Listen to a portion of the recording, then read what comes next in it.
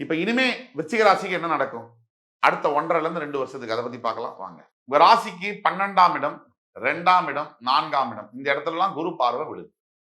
12ஆம் இடத்துல குரு பார்வை விழுறதுனால தற்சமயம் கணவன் மனைவிக்குள்ள இருக்கக்கூடிய தாம்பத்தியங்கள், அந்யோன்யம், பரஸ்பர நட்பு இதெல்லாம் மிகப்பெரிய அளவுல உயர்வு கிடைக்கும். அதே மாதிரி 2ஆம் இடத்தை குரு பார்வைப்படுவதனால அது குருவுடைய வீடாவே இருப்பதனால விட்டு போன கடன் இதுமே இந்த காசு உண்டியில போட்ட மாதிரி நினைச்ச பைசா எல்லாம் திருப்பி வரும். பண வரவு அதிகரிக்கும், சுப செலவுகளும் கூடவே அதிகரிக்கும். எங்கிருந்தோ ஒரு பத்திரிகை வரும், கல்யாணத்துக்கு வச்சிருவான் நம்ம ஆளு. அதாவது நம்மளே நினைப்போம், நம்ம நடந்த கல்யாணமே பாவம் ஏன்டா கஷ்டப்படுறோம்னு. இதுல புதுசா ஒருத்த மாட்டிக்கிட்டு நமக்கு வேற பத்திரிகை வச்சு கூப்பிடுவான்.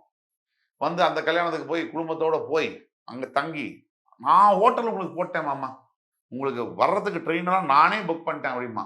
இது 2 மட்டும் பண்ணிட்டு அங்க போய் செலவு இல்லாம இருக்க முடியுமா? குழந்தைங்க அங்க போய் இறங்கணும்னே அப்பா சரவண பவன்ல தான் சாப்பிடுவேன்னும். அதுக்கு போய் செலவழிக்கணும். இப்படி ஏதாவது ஒரு வகையில செலவு உங்களுக்கு தொத்திட்டு தான் இருக்கும். அதை பத்தி கவலைப்பட வேண்டியதில்லை. புதிதாக வருமானம் வரக்கூடிய அமைப்புகளும் ஏற்படும்.